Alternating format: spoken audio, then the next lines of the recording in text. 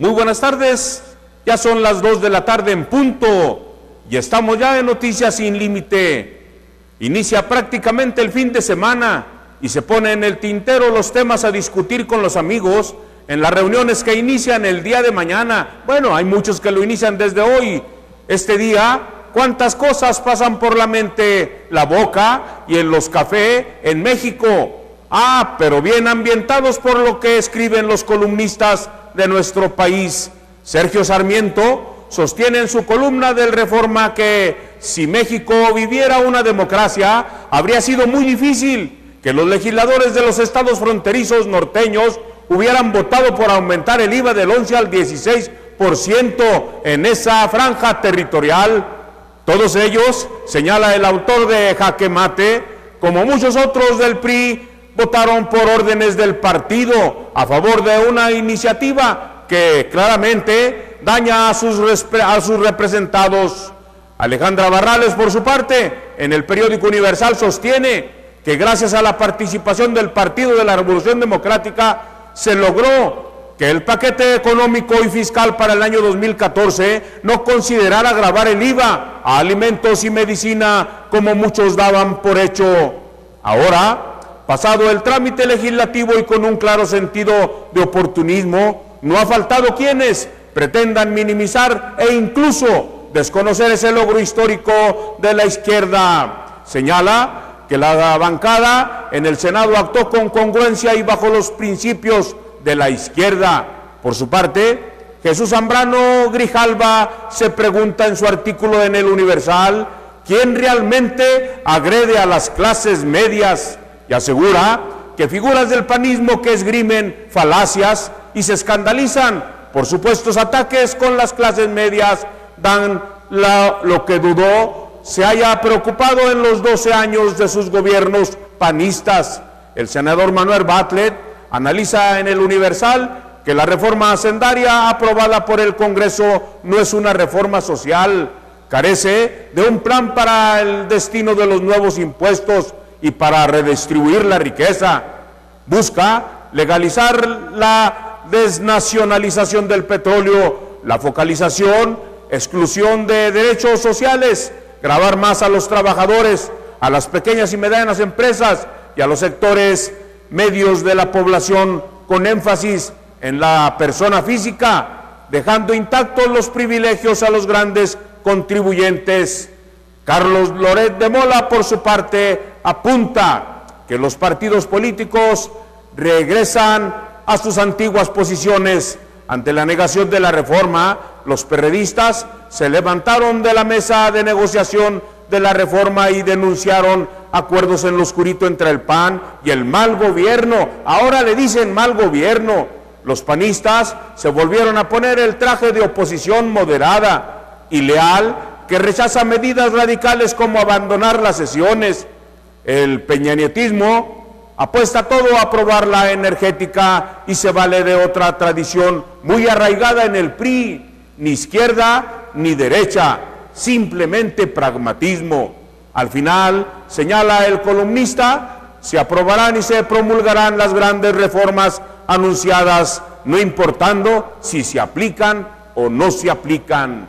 Bien, el periodista Ciro Gómez Leiva escribe en la historia en breve de El Milenio que ante la publicación del diario estadounidense Wall Street Journal de que altos representantes del gobierno e integrantes del PAN se encuentran en negociaciones avanzadas para sellar un acuerdo, sí, un acuerdo que se refiere a la perimetría al Estado mexicano, compartir la producción petrolera, así como conceder contratos de licencia diseñados para acceder a depósitos de gas, de esquisto y de crudo en aguas profundas.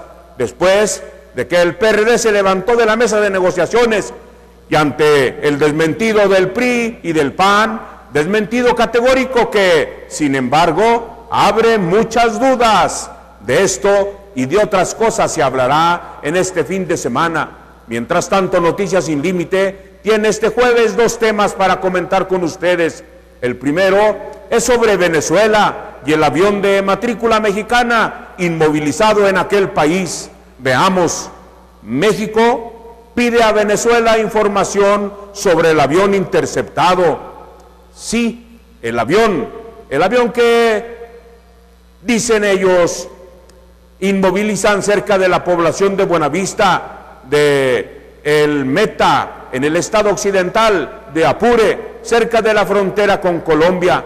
Según informó el jefe del Comando Estratégico Operacional de las Fuerzas Armadas, Vladimir Padrino, se trata de un bimotor modelo Hawker 25 con matrícula XBMGM.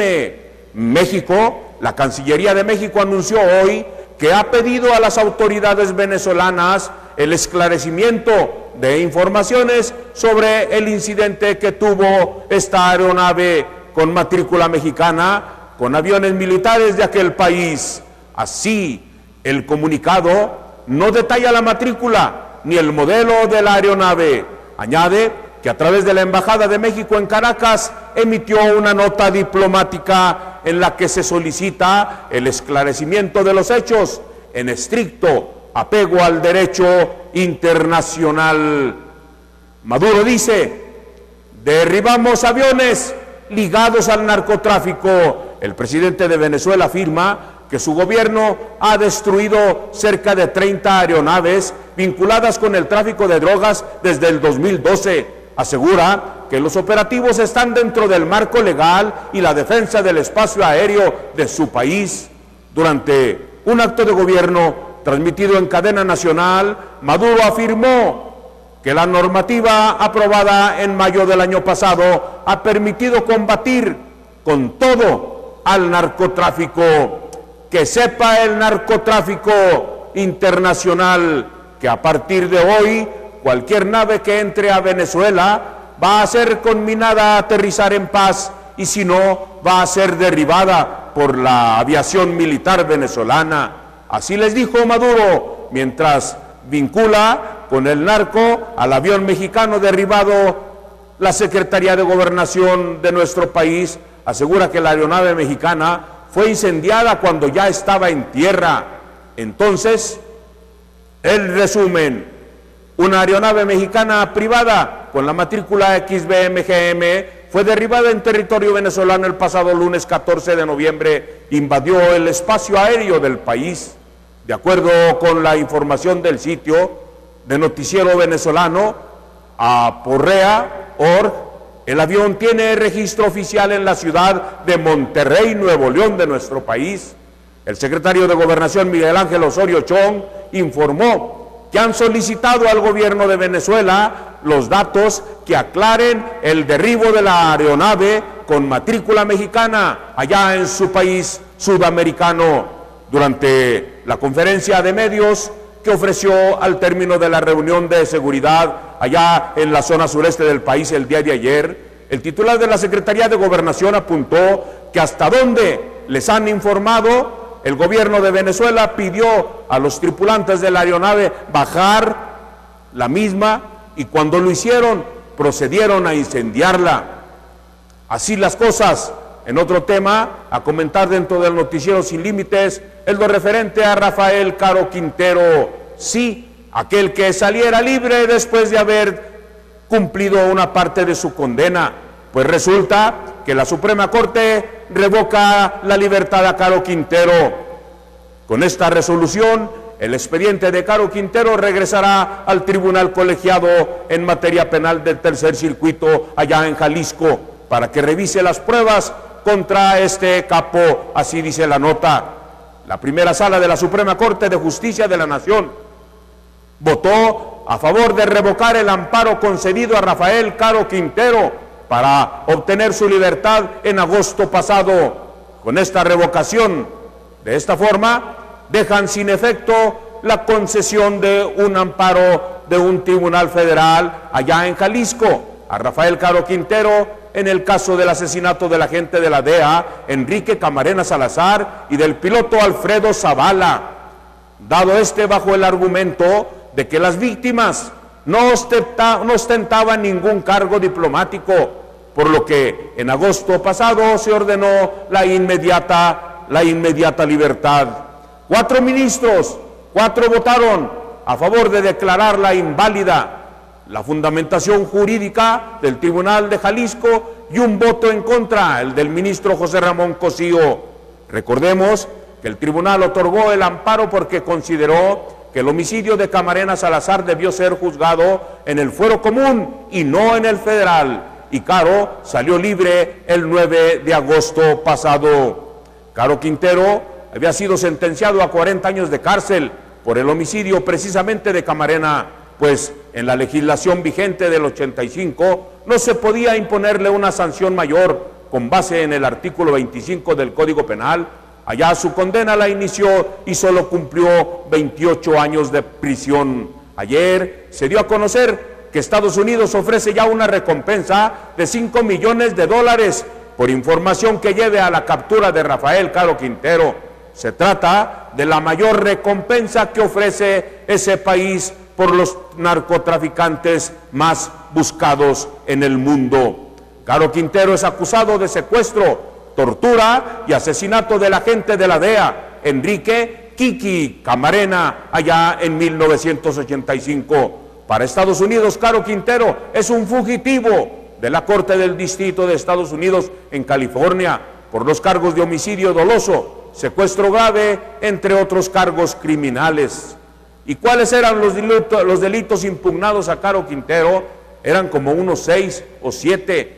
Caro Quintero logró obtener 6 órdenes de libertad por diversos delitos por los que fue juzgado, entre ellos el secuestro y asesinato del agente de la EDA, Enrique Camarena Salazar, y solo fue hallado culpable de siembra, cultivo, cosecha, posesión y tráfico de marihuana.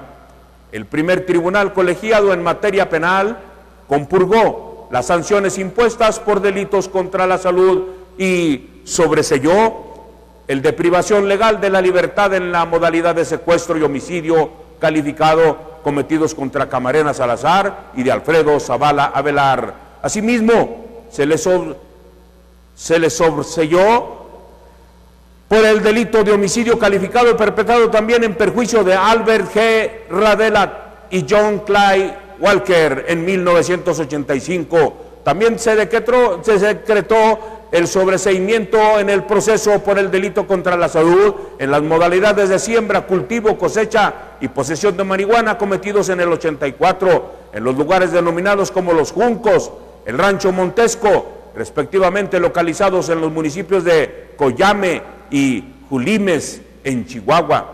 Caro Quintero es penalmente responsable de la comisión del delito contra la salud en las modalidades de siembra, cultivo, cosecho y posesión de marihuana, perpetrados allá en el 84 en la comunidad agrícola denominada El Búfalo, su rancho, decían ellos, y en los campos que la integraban, conocidos como Ojo de Agua, Cerro del Mogote, Santa Cruz, San Rafael, también ubicados en el municipio de Jiménez, allá en Chihuahua. Por estos delitos, Caro Quintero recibió las penas de 15 años de prisión y multa con un importe de $1 millón de viejos pesos, los cuales fueron declarados como compurgados.